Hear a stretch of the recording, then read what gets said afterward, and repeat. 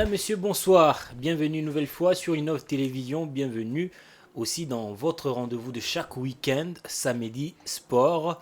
Nous revenons ce soir avec deux sujets qui va vraiment vous être utiles.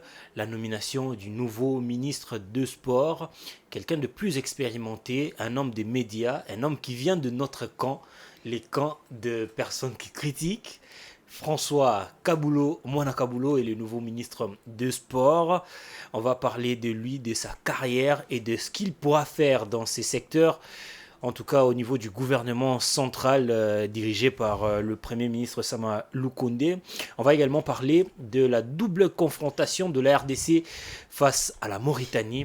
La RDC a arraché 4 points sur 6, les 6 possibles.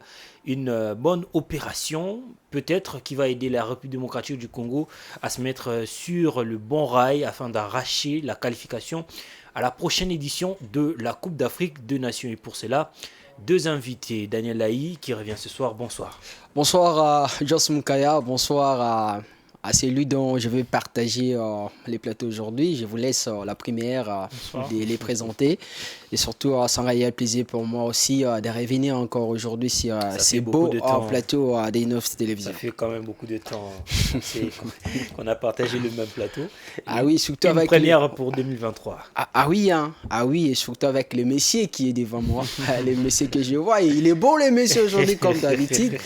Je pense que ça va chauffer, mais de la belle manière. De la belle manière, grâce à Koubama, bonsoir. Bonsoir Joyce, bonsoir à Daniel. C'est un plaisir de le revoir encore sur ce beau cadre. Et bonsoir aux téléspectateurs d'Innov Télévision. Avec un nouveau sponsor Bon, on reste de sportif. Hein. Merci. International. On reste sportif, merci beaucoup. Grâce Diakou Bama, on va prendre le sujet le plus chaud, c'est la nomination de Monsieur Claude François Kaboulo, Moana Kaboulo, la voix, la belle voix qu'on a l'habitude d'écouter lors de retransmissions en direct des rencontres de la RDC.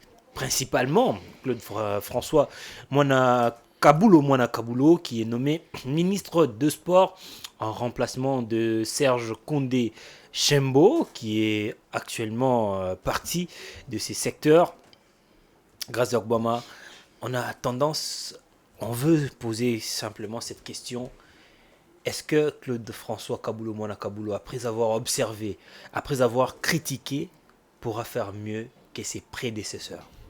Pourquoi pas? C'est un monsieur qui revient de notre camp, comme tu l'as dit, le camp de gens qui critiquent, le camp de gens qui ont l'habitude d'analyser. Et Claude François Moana Kaboulo, déjà, c'est un journaliste de renom. C'est pas aujourd'hui qu'il est dans le monde sportif. Donc, il vit le sport. Il a donné sa jeunesse pour le sport. Et moi, je pense que Moana Kaboulo a tout intérêt de réussir puisque c'est quelqu'un qui maîtrise le sport à cœur et sa nomination est tombée à point nommé au moment où, comme lui-même il le disait, que le sport congolais passait sur une zone de turbulence et maintenant c'est quelqu'un qui peut sortir ce sport congolais dans cette zone-là des turbulences. C'est comme s'il savait qu'il allait prendre cette fonction, ces postes de ministre des Sports. Il a été vraiment très dur envers les ministres Serge Condé. Je pense pas, peut-être, je n'ai jamais été à ses côtés, mais bon, c'est quelqu'un qui parle toujours comme ça, sans langue de bois, et s'il y a des vérités à dire, il les dit clairement, il ne peut pas avoir peur du ministre des Sports, il disait des choses vraies, et déjà de la manière dont on a senti du côté du comité organisateur de ce match, la double confrontation entre la RDC et la Mauritanie, et déjà la manière dont ça se présente, c'était pas bien. Et Moana Kaboulo, comme il a l'expérience, comme il sait comment la CAF fonctionne et la FIFA, et il devrait vraiment alerter le ministère de Sport. Et après, on a vu cette lettre sortir du côté du ministère de Sport pour dire que c'était Kaboulo qui était en train de nuire un tout petit peu, soit saper la réputation de l'équipe nationale. Or, c'était pour une bonne cause. Et moi, je pense que déjà, arrivé à la tête du ministère de Sport, Et après la remise et reprise, je pense que Mwana Kabulo pourra vraiment réussir et surtout sortir notre sport dans cette zone de turbulence. Je l'espère et je crois en lui. On croit à lui, hein, Daniel Aïe, Claude François Kabulo, Mwana Kabulo, un expérimenté. Il a eu à diriger des instances, en tout cas des journalistes sportifs au niveau même international. Je me souviens en 2010, c'était lui le numéro 1 de l'organisation de journalistes qui ont couvert la Coupe du Monde en Afrique du Sud. Il a couvert de grands événements. Il a vu certainement comment est-ce que les choses sont organisées dans d'autres pays. Et il a vraiment mis à table ces soucis-là de voir aussi les choses être modifiées au niveau de ces secteurs de sport en République démocratique du Congo. Aujourd'hui, il a la signature. Voilà, il a la signature comme vous le signalez bel et bien. À Jos, on a tous suivi les ordonnances qui ont été lues à la télévision nationale.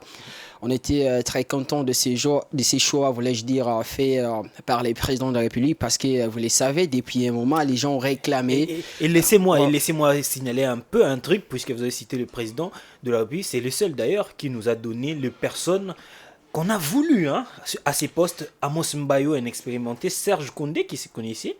Maintenant, François-Claude Kabulo Mwana Kabulo. Bon, Condé, vous savez sa façon de faire les choses, même ici, c'est un ancien ministre provincial des sports, a dit au Katanga, mais il faudra aussi aller pour se demander son bilan de ses côtés, qu'est-ce qu'il avait fait, est-ce qu'il méritait de diriger ce ministère.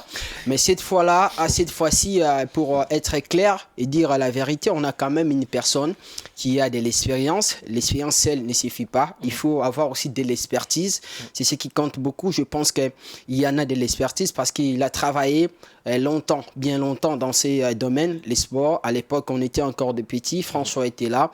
Il connaît tout le monde. Il connaît les fonctionnements, surtout des fédérations. C'est ça les problèmes. Les dirigeants des fédérations, comment ils fonctionnent, comment ils font à un moment pour détourner l'argent. Je pense qu'il va mettre la rigueur. Il va marteler là-dessus. Il ne sera pas un ministre qui sera ami des présidents des différentes fédérations, qui va commencer à coopérer avec les présidents de ces fédérations. Il viendra, il est là pour changer la donne parce que la descente aux enfers des sports congolais est confirmée depuis un moment. Rien ne marche du côté basketball, du côté football. Moi, je pense qu'on a... vous avez cité le basket en premier. Vous êtes le défenseur, en tout cas. Le chancel même. C'est la foule là-bas. Là, c'est la foule. Moi, je pense avec Kabulo, dans la mesure du possible, nous, s'il faut organiser une délégation d'aller les voir pour lui signifier, lui expliquer ce qui se passe parce que il faut qu'on se le dise, la RDC, c'est un pays qui est à majorité constitué de la population qui sont encore jeunes, la majorité à 70%.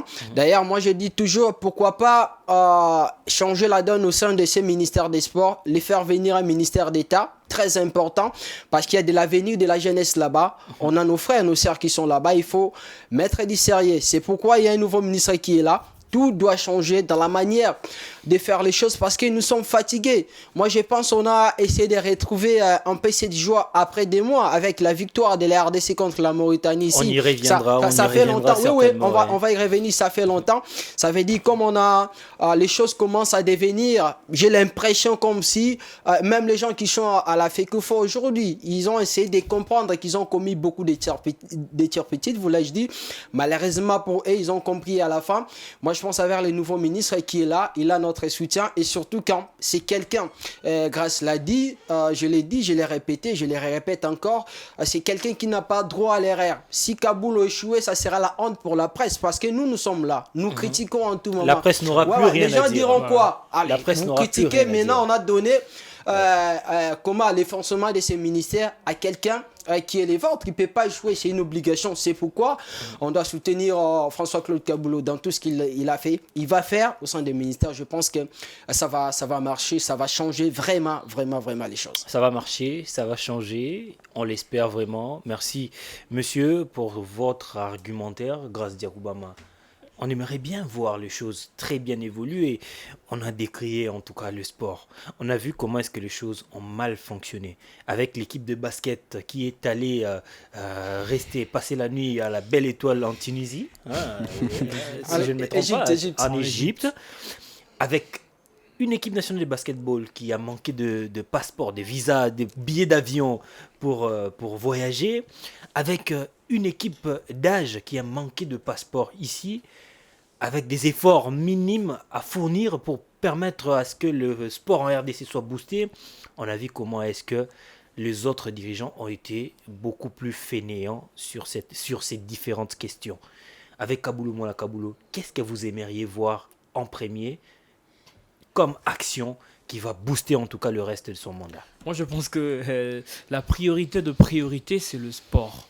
C'est le sport, c'est toutes les disciplines qu'on a ici en République démocratique du Congo. Donc, on peut commencer avec le basketball, on peut commencer avec l'handball, on peut commencer avec le volleyball, mais ce qui est important est que nous voulons que le sport congolais puisse rayonner. On a perdu notre place d'un temps et aujourd'hui, nous avons quelqu'un qui s'y connaît, quelqu'un qui a la maîtrise du sport, mais les bémols peut-être, je dirais, c'est l'entourage. C'est aussi un ressortissant du comité olympique de la coordination. Ah oui, c'est un membre du comité olympique congolais, mais le plus grand bémol, c'est aussi l'entourage autour du ministre.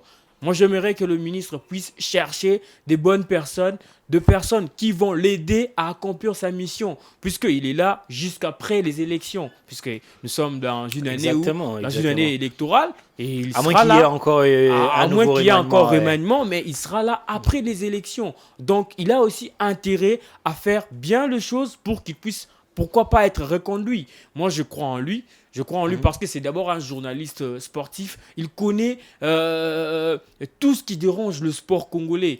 Il connaît là où on est maintenant avec la Ligue nationale de football. Le championnat ne se joue pas. Il va trouver plusieurs dossiers sur sa table. Mais je pense que la priorité est qu'il doit commencer par toujours le sport. Donc, peu importe la discipline, mais Kaboulou Moula Kaboulou doit vraiment tout faire, doit mettre la main dans la pâte. Il doit être un ministre sur terrain puisque ses prédécesseurs ont failli. Il faut qu'on se le dise. Même Serge Koundé Chembo, il a presque un bilan négatif depuis qu'il est là. Et il y avait aussi Amos Mbayo qui se battait, mais ça n'a pas souri à ce pasteur. Mais je pense que Kaboulou Mouna Kaboulou doit peut-être être dans les lignées de ministres comme Denis Kamba et Chimbumbu, que les gens réclament jusqu'aujourd'hui. On aimerait qu'après Kaboulou, les gens puissent réclamer Kaboulou. Donc c'est ça le plus important. Nous avons beaucoup de problèmes dans notre sport et Kaboulou Mouna Kaboulou doit être là. Et surtout, ce que je ne peux pas oublier, c'est aussi la matérialisation ou la mise en application de ce qu'on vient de faire à Ambuela Lodge, les états généraux des sports. On doit maintenant appliquer les états généraux des sports, tout ce qu'on a recommandé de l'autre côté. Donc, on doit vraiment travailler sur ça. On a beaucoup parlé des états généraux des sports, mais jusque-là, il n'y a rien. On a parlé de sponsoring autour de notre sport, mais il n'y a pas de sponsoring. On a parlé des écoles, de centres de formation, mais aujourd'hui, qu'est-ce qu'il y a ? Il n'y a rien. Mais Kaboulou Mouna Kaboulou doit prendre les choses en main. Puisqu'il y a les états généraux des sports, il n'y a pas encore la matérialisation. On aimerait qu'avec Kaboulou Mouna Kaboulou, dans un laps de temps, que cela soit réalisé.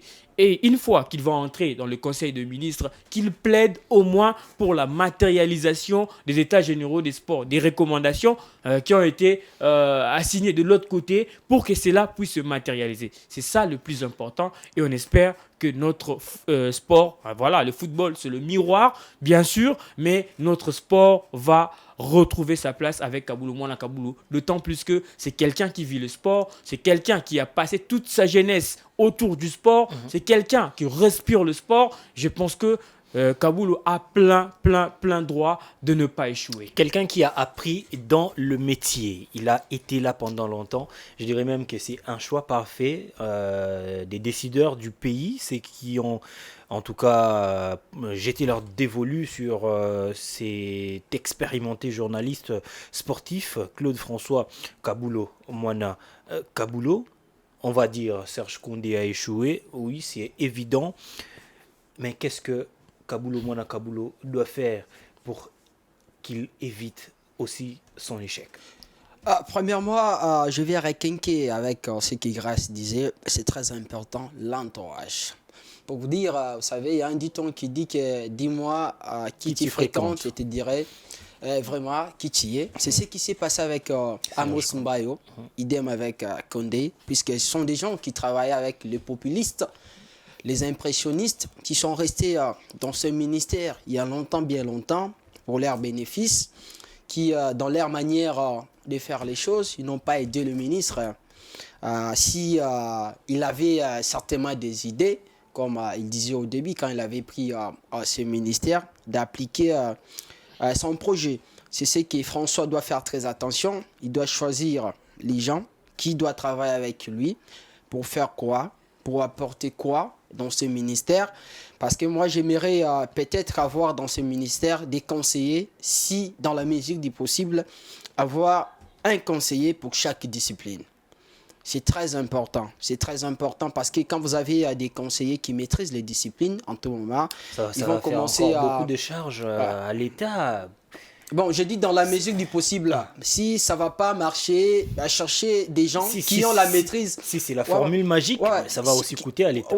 Non, mais moi je pense que c'est quelqu'un qui a travaillé au sein de la fédération de fédérations. Voilà. C'est le comité olympique congolais. Voilà. Le comité olympique congolais sait comment les fédérations fonctionnent. Exactement. C'est la fédération de fédérations. Donc, il y a deux rapports de fédération là. C'est maintenant que Kaboul doit travailler maintenant aussi avec le comité olympique congolais. On a tendance à oublier le comité olympique congolais alors que c'est là. C'est un organe très important. La fédération de fédération. C'est là qu'on doit trouver presque tout le rapport de fédération qu'on a ici en République démocratique du Congo. Mais nous, on a tendance à aller directement du côté des fédérations. Et aussi oublier, parce que aussi, les dirigeants qui sont au sein du comité olympique congolais somnolent un tout petit peu. Laisse la place aux fédérations et après on oublie le comité olympique congolais. Ils sont amis des présidents des fédérations, c'est devenu comme un club d'amis où en tout moment, même quand il y a des turpitudes, on s'en fout, on se dit, bon, on va se voir les soirs, on va manger, on va boire. Et puis, c'est pourquoi le nouveau ministre, il doit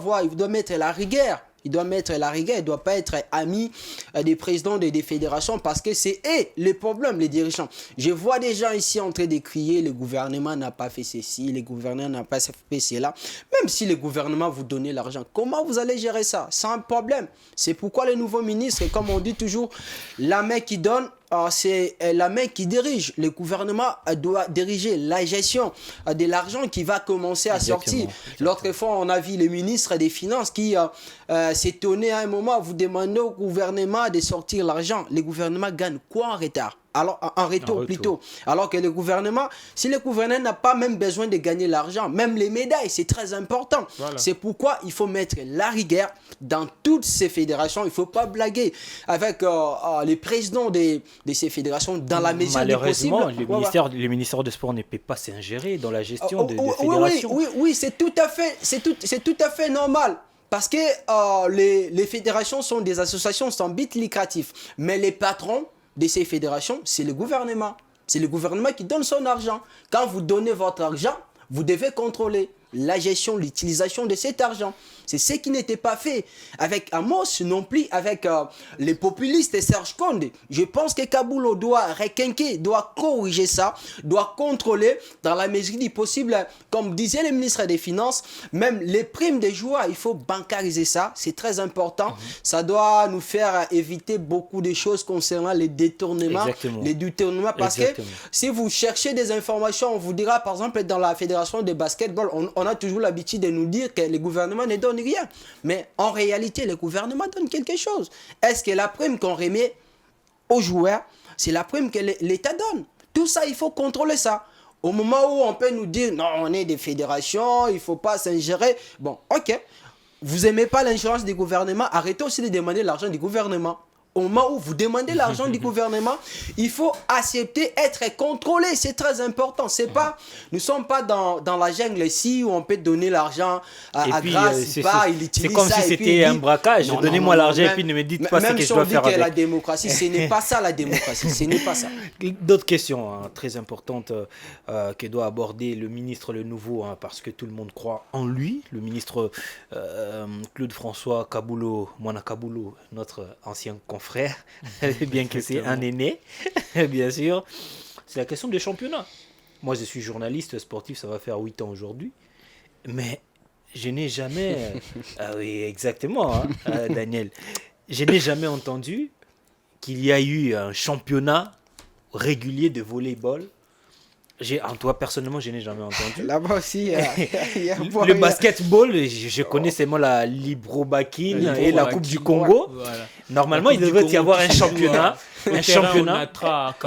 Un championnat. Non, c'est puis là-bas, maintenant, c'est au niveau de l'Alliance Salem, un petit terrain comme ça. On devrait normalement avoir un championnat national à la hauteur du NBA. Voilà. Qui est aujourd'hui un peu, si je vais transformer au niveau africain par l'Afrique.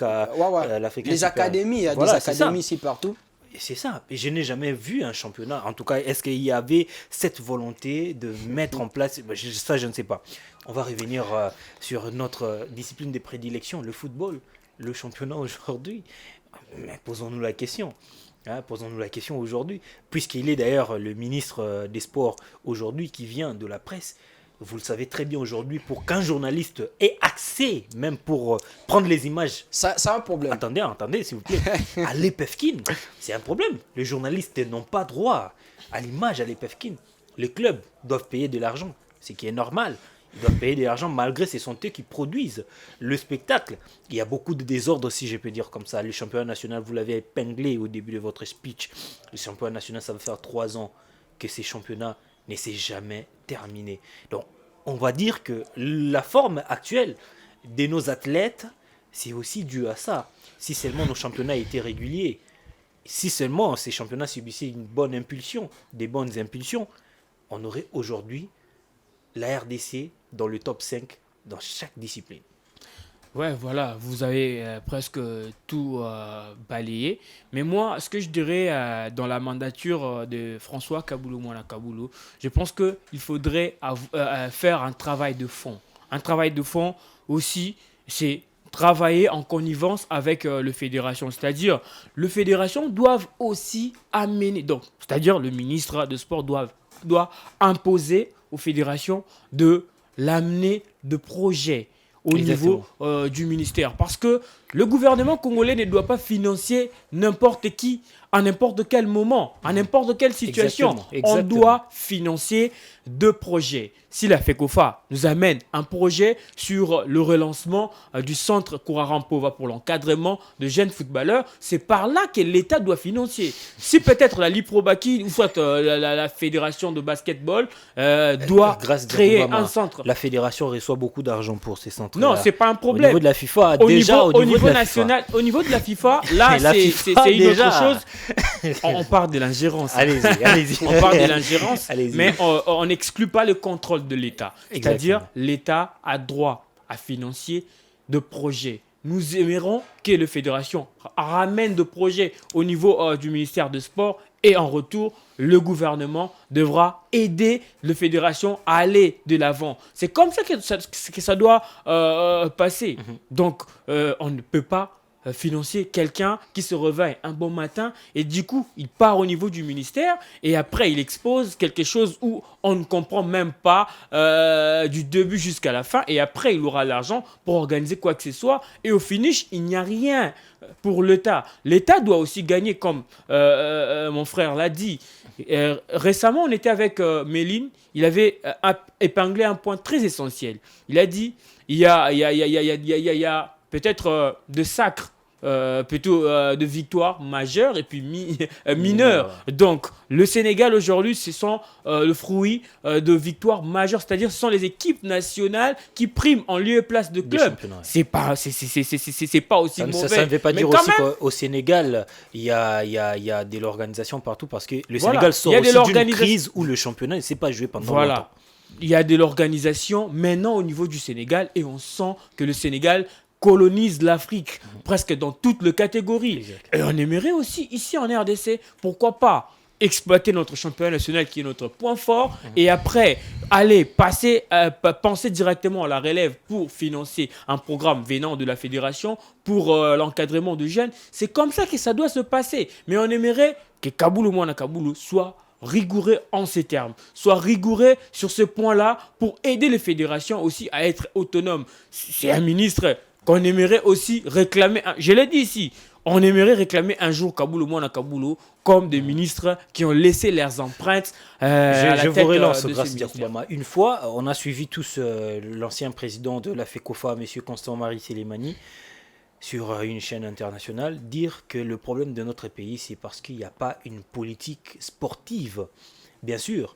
Est-ce que c'est au ministre des Sports de mettre en place cette politique ou alors cette politique va se constituer de chaque projet qui viendra de chaque discipline. Par exemple, la FECOFA, c'est la FECOFA qui est l'organe technique du football en RDC. C'est la FECOFA qui doit donner le programme, la politique du football au ministère des Sports, peut-être pour les amendements et après, pour validation, les tout avec différentes disciplines, ça fera la politique globale sportive en RDC.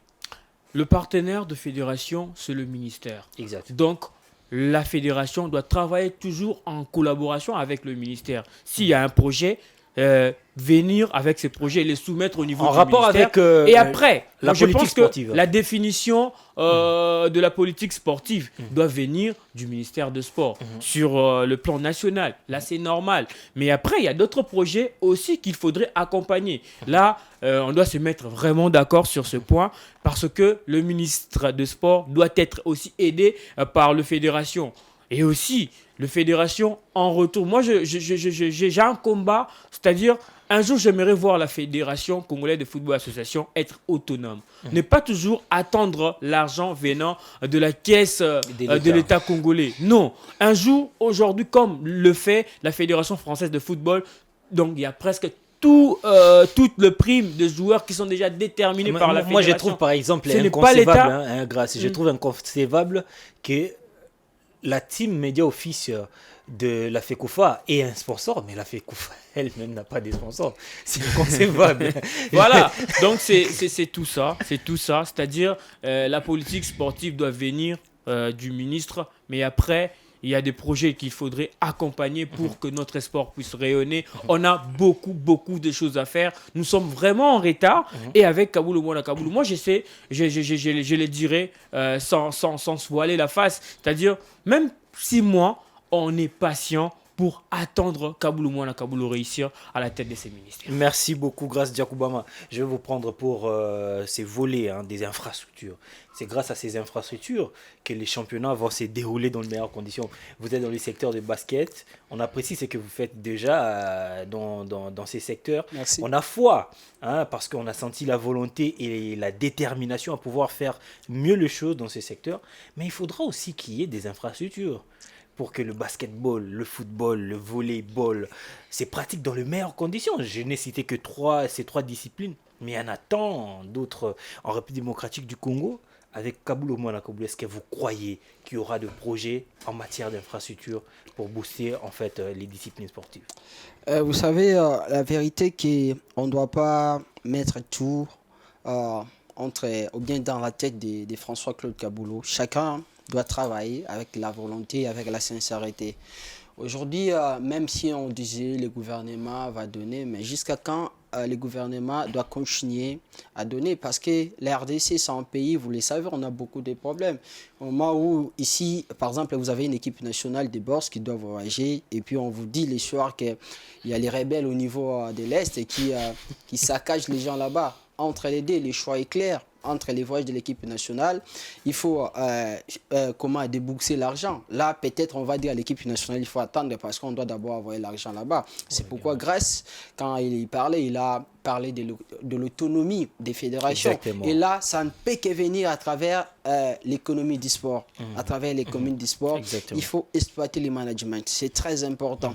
Jusqu'à quand les fédérations doivent continuer. Il y a même aujourd'hui certaines fédérations qui commencent à considérer le gouvernement comme une agence de voyage en tout moment. Vous allez voir une fédération qui se réveille très tôt matin pour dire qu'on n'a pas de billets pour faire voyager. Mais ça, c'est la honte. Ce n'est pas normal. Même des billets. Est-ce que ça se passe comme ça? Toutes les fédérations du monde qui permettent à leurs joueurs de voyager, c'est le gouvernement qui achète les billets.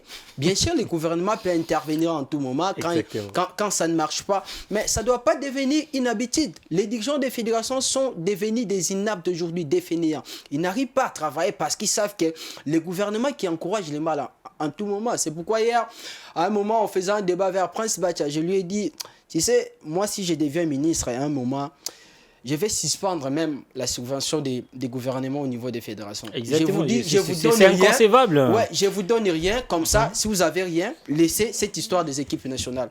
C'est mieux parce que en tout moment, vous criez, le gouvernement vous donne l'argent. Ça devient une vache à lait. Sans médaille. Parce que c'est quoi les défauts de nous Congolais ici dans ces pays? Les gens aiment toujours gagner. Les gens n'ont pas l'habitude de perdre. Les Sénégal aujourd'hui, dans le football, dans le basketball, la patience. Le Sénégal a accepté l'humiliation. Et il y a aussi les infrastructures qui ont suivi. Raison pour laquelle je vous ai donné. C'est pourquoi je parle d'une manière globale. Je parle même du Sénégal. Le Soudan qui est qualifié aujourd'hui à la Coupe du Monde de basketball, il y avait un projet qui a fait 4 ans de la fédération. Les Soudan a perdu des scores maléfiques. C'était la honte. Mais ils ont accepté cette honte pour qu'à l'avenir, qu'ils puissent essayer de sortir la tête de l'eau. Et aujourd'hui, le Soudan a pu battre la RDC 100 aux éliminatoires, à la 4e fenêtre. Vous voyez les niveaux. Mais aujourd'hui, dans notre pays, nous sommes comme dans une jungle où, tu vois, même dans les basketball, en tout moment, au lieu de partir, construire, venir avec un projet, avec des jeunes, patienter pour que ces jeunes-là puissent grandir et commencer à gagner lentement mais sérieusement.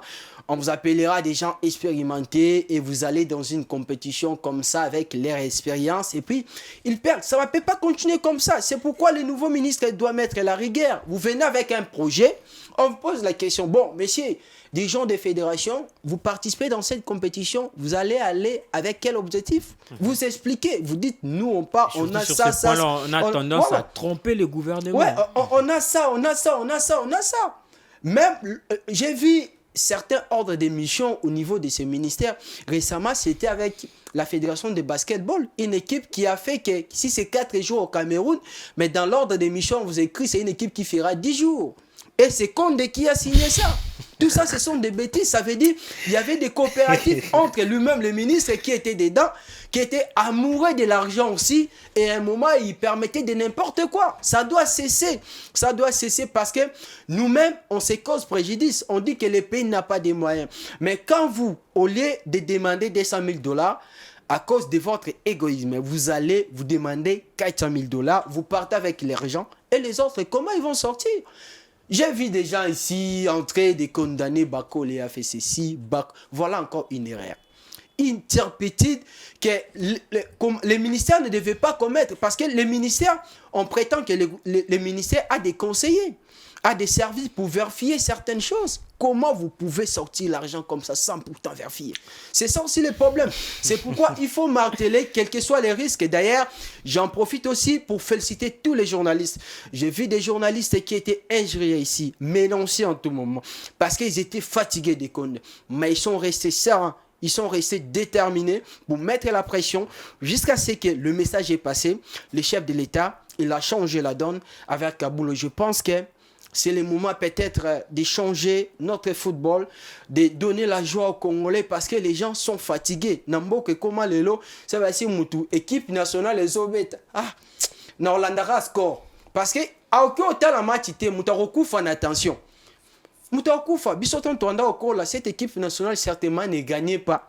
Mais Quand Il y avait l'équipe une nationale fierté. joue comme ça, tu vois, il y Il y avait une fierté, il y avait de la je volonté. suis congolais. Mais aujourd'hui, certaines personnes commencent à nier. Ah, ils sont Ghana, Sénégal, les Congolais. Mais ça va pas. Merci ça va Moi pas. d'ailleurs, je vais vous Merci. raconter une petite Quelques anecdote. secondes, on doit changer. Voilà, après l'élimination de la RDC en Algérie, on est parti voir une famille.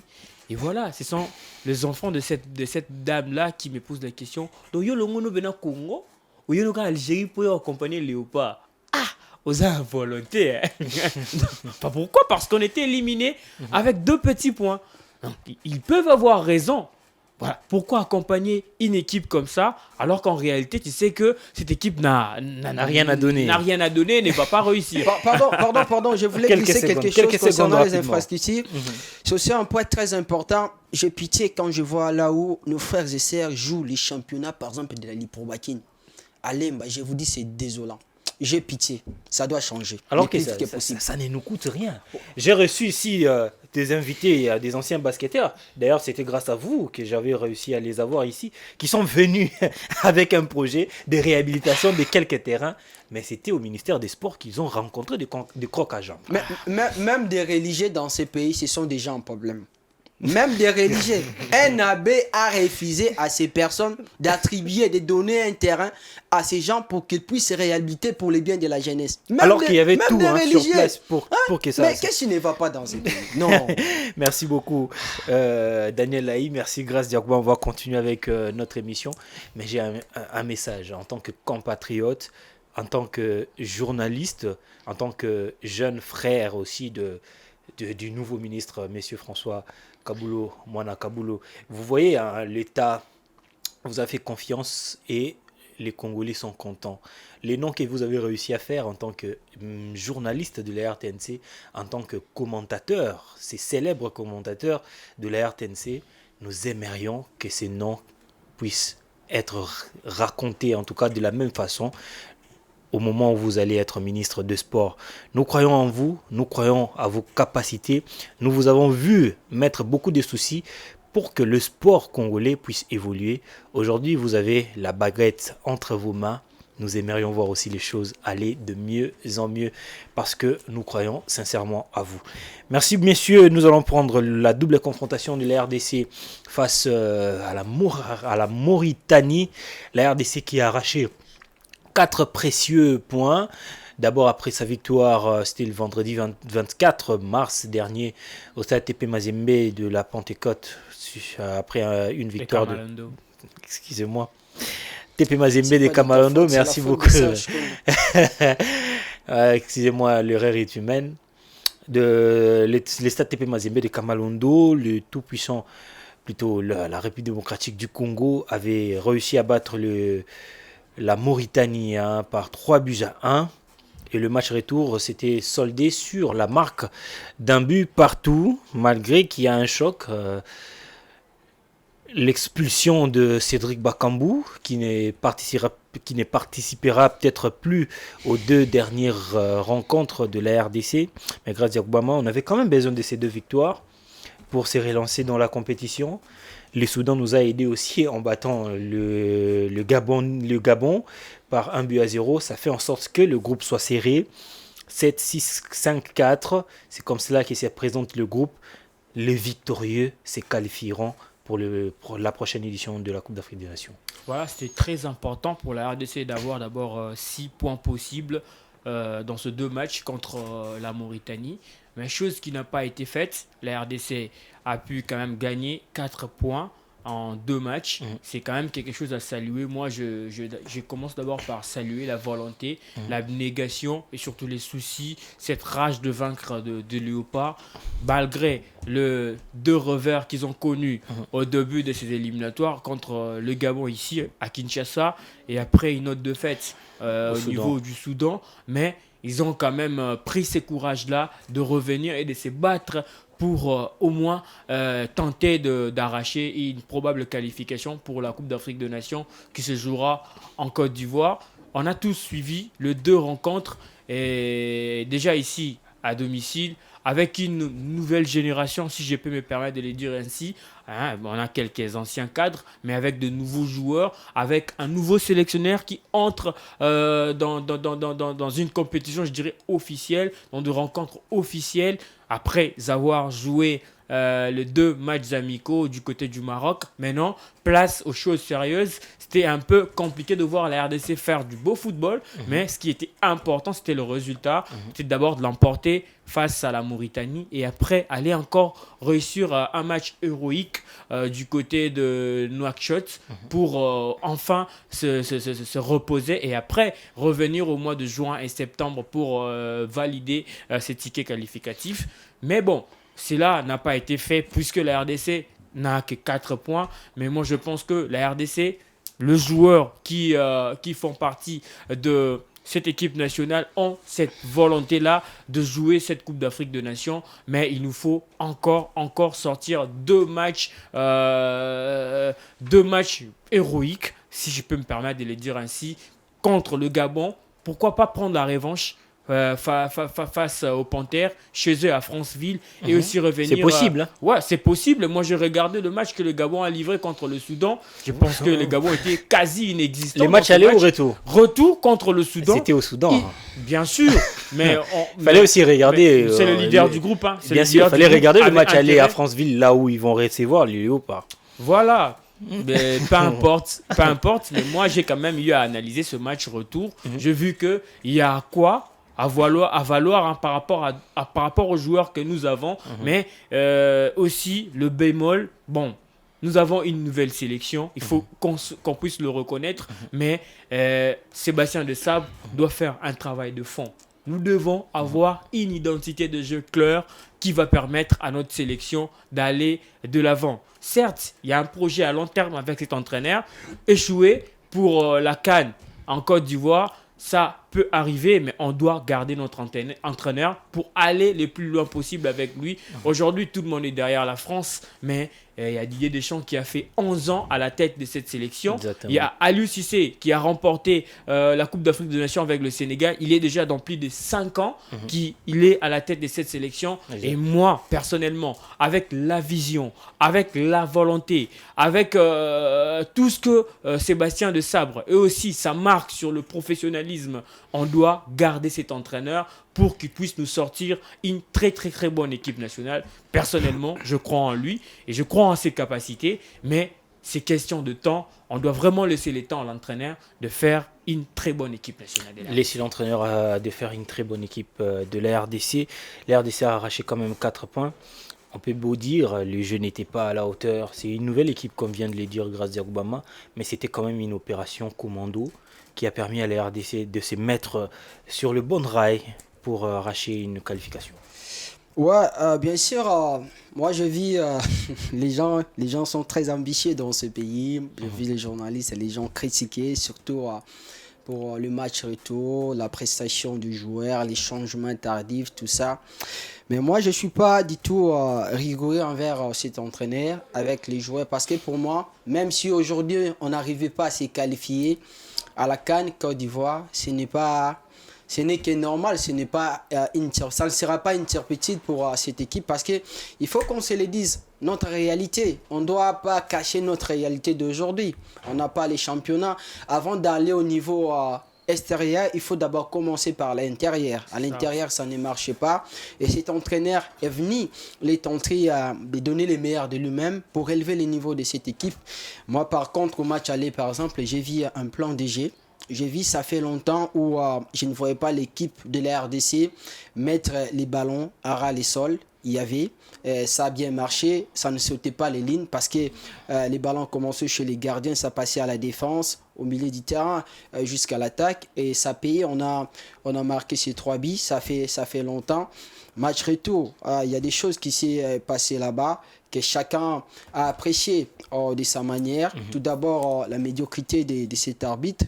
Que moi, personnellement, je ne suis pas étonné parce que quand je sais que c'était lui qui allait faire le match de la RDC, j'ai dit, oh mon Dieu, nous sommes dans la merde. Parce que lui, c'est l'un des médiocres. Quand je vois ces Tunisiens, je les compare avec les Zambiens Sikazoué, je les compare avec les les Gambiens, Papa Gassama, je les compare avec les Sénégalais Ndiaye. Ce sont des arbitres médiocres qui sont en train de nuire l'identité du football. Papa Bakary Gassama, d'ailleurs, qui va voir son nom être retiré sur la liste des arbitres. Il faut faire de la même façon avec les Tunisiens, qui d'ailleurs, l'autre fois, l'équipe de Al Masry avait porté plainte contre cet arbitre et contre Berkane. Tout récemment, le Brésil a crié au fort.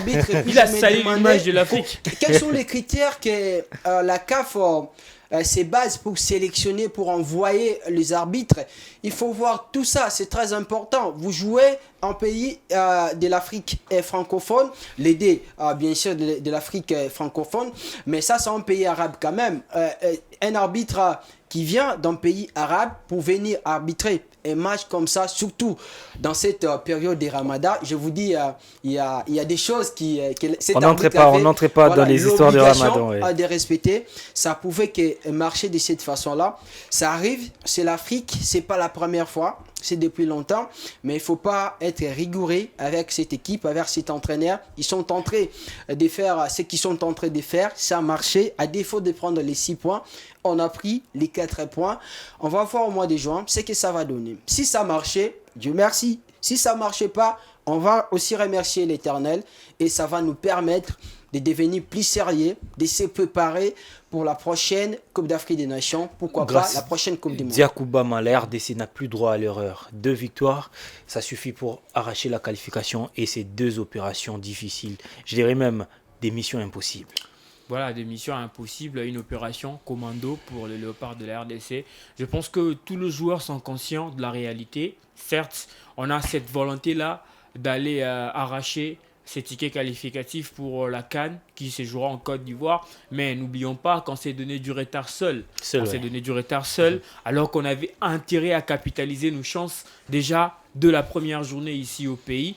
Mais bon, que voulez-vous, c'est une compétition, c'est le football, ça se joue au moins comme ça. Et lorsque vous commettez des erreurs déjà dans le haut niveau, et ça paye cash, c'est ce que ça a payé aussi avec les Léopards de la RDC. Et n'oublions pas aussi, dans le chef de joueurs, il n'y avait pas aussi de la volonté sous l'ère Cooper, après avoir déjà perdu cette qualification lors de la double confrontation de barrage de la Coupe du Monde contre le Maroc. Il n'y avait pas vraiment... L'équipe nationale avait perdu cette saveur et ça s'est fait remarquer lors de 2 premières journées qu'on a perdu contre le Gabon et le Soudan.